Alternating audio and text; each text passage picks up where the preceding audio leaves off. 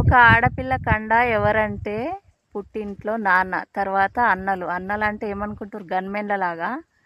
అన్న చెల్లెలు చెప్పుకుంటారు అన్నమాట ఇట్లా బాధ.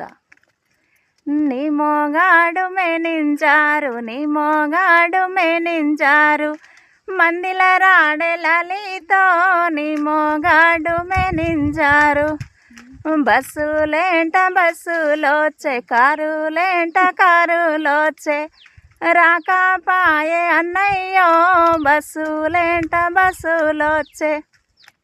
ఈ మందితోని మాటలోచ్చే, నిందాలెన్నో మోసుడాయే, రాకపాయే అన్నయ్యో మందితోని మాటలోచ్చే.